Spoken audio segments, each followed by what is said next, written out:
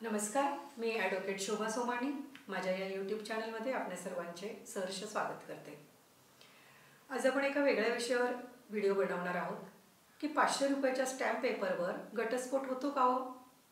काय 500 रुपयाच्या स्टॅम्प पेपरवर घटस्फोट? आश्चर्य वाटलं की नाही? खरंय, नाहीच होत। 500 रुपयाच्या स्टॅम्प पेपरवर घटस्फोट नाहीच होत।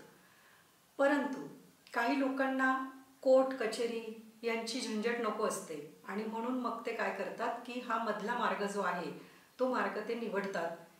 असंच एक 15 दिवसापूर्वी माझ्याकडे एक सुशिक्षित कपल आले।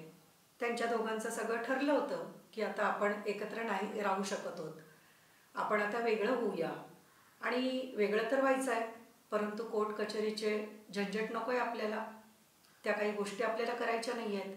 मग आपण एक काम करूया, 500 रुपयाचा स्टॅम्प पेपर घेऊया, त्याच्यावरती आपल्या सगळ्या अटी शर्ती लिहूया, ड्राफ्ट बनवूया, ती नोटराईज करूया आणि त्याच्यावरती दोघांच्या आपल्या इकडच्या तुझ्या इकडच्यांची एक माझ्या इकडची एक अशा आपण त्याच्यावर सह्या घेऊयात आणि आपण वेगळं होऊया। झालं असं ते सगळं त्यांचंच ठरवून ते माझ्याकडे आले आणि मला म्हणाले की मॅडम आम्हाला वेगळं तर व्हायचं आहे आणि आम्ही असं स्टॅम्प पेपर पण तयार करून आणला आहे, फक्त तुम्ही एकदा यातल्या ज्या काही अटी शर्ती आहेत त्या जरा कायद्याच्या दृष्टीने योग्य आहेत का तेवढं चेक करा। सगळ्यात पहिले तर मलाच कळेना की मी आता यांना काय सांगू की स्टॅम्प पेपरवर घटस्फोट होत नसतो। त्यांना सांगितलं मी, अहो असा स्टॅम्प पेपरवर घटस्फोट होत नाही। मग जर का स्टॅम्प पेपरवर घटस्फोट व्हायला लागले तर हिंदू विवाह कायद्याची काही गरजच नाही राहिली ना। कशासाठी हिंदू विवाह कायदा आहे? त्यामुळे तुम्हाला जर का वेगळं व्हायचं असेल तर त्या कोर्ट प्रोसिजरनेच तुम्हाला वेगळं व्हावं लागेल। परंतु ते म्हणाले की नाही मॅडम आम्हाला ते कोर्टाचे काही लफडे नको आहेत आणि म्हणून आम्ही याच्याप्रमाणेच आम्हाला स्टॅम्प पेपरवर लिहूनच आम्ही वेगळं होतोय, दोघांना एकमेकांबद्दल काहीच प्रॉब्लेम नाही आहे।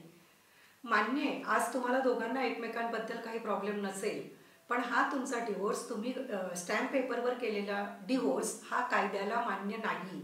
जोपर्यंत कायद्यान्वये तुम्ही कुठल्या तरी कायद्यान्वये तो घटस्फोट दाखल करत नाही, त्याच्यावर कोर्टाचा धब्बा पडत नाही, तोपर्यंत तुमचा डिवोर्स ग्रँटेड होत नाही, तुमचा डिवोर्स मान्य होत नाही। त्यांना मी समजवलं, म्हटलं तुम्हाला कोर्ट कचेरी नको असेल तुम्ही म्युच्युअलमध्ये दाखल करा, फक्त 2 वेळेला तुम्हाला कोर्टात यावं लागेल, पहिल्यांदा एकदा आणि तो मोशन संपायच्या वेळेला एकदा, बाकी तुम्हाला कोर्ट कचेरीची कुठलीही झंझट राहणार नाही असं मी त्यांना समजवलं आणि ते मग त्या गोष्टीसाठी तयार झालेत। इथे मुद्दा असा होतो की जर त्यांनी ह्या स्टॅम्प पेपरवरती घटस्फोट घेतला असता, असे प्रकरणं ओपन झालेली आहेत, कोर्टामध्ये आलेली आहेत अशी काही प्रकरणं की आम्ही फक्त स्टॅम्प पेपरवरती घटस्फोट घेतला होता, मग 2 वर्ष वगैरे नंतर दोघांनी परत वेगवेगळी लग्न केली आणि वेगवेगळे लग्न केल्यानंतर त्या बाईला किंवा त्या माणसाला शिकवणारं सांगणारं कुणीतरी असतं की बाबा तुझा घटस्फोट झाला, तो कसा झाला दाखव। मग जेव्हा ही म्हणते की माझा घटस्फोट कागदावर झाला, आम्ही स्टॅम्प पेपरवर केला होता, तर तो म्हणतो की स्टॅम्प पेपरवर घटस्फोट होतच नाही, तू आता परत तुझ्या नवऱ्याकडून पैसे मागू शकते, पोटगी मागू शकते, कारण तुझा घटस्फोट झालेलाच नाहीये।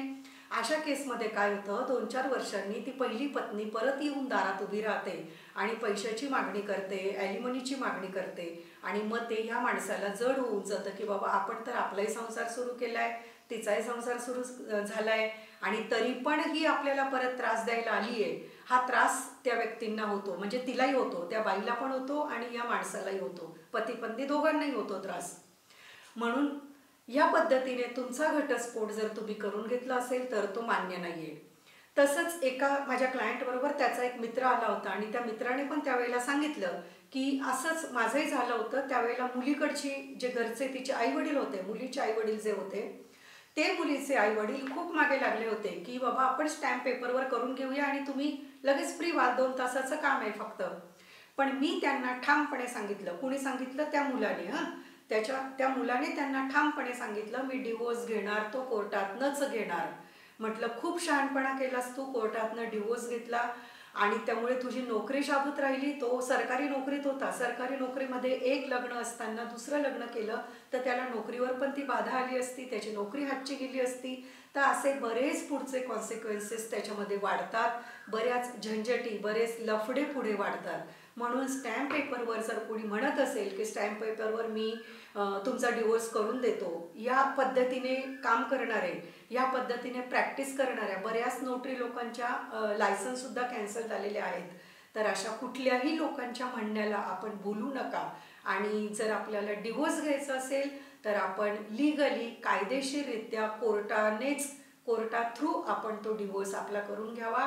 म्हणजे आपलं उर्वरित आयुष्य जे आहे ते उर्वरित आयुष्य सुखाचं, समाधानाचं जातं. एवढंच या व्हिडिओमध्ये मला सांगायचं होतं. एवढं बोलून आज आपण इथेच थांबूया. तुमची रजा घेते. मी ॲडव्होकेट शोभा सोमाणी. अजूनही माझ्या चॅनलला सबस्क्राईब केलं नसेल तर चॅनलला सबस्क्राईब करा, व्हिडिओला लाईक करा, शेअर करा. धन्यवाद.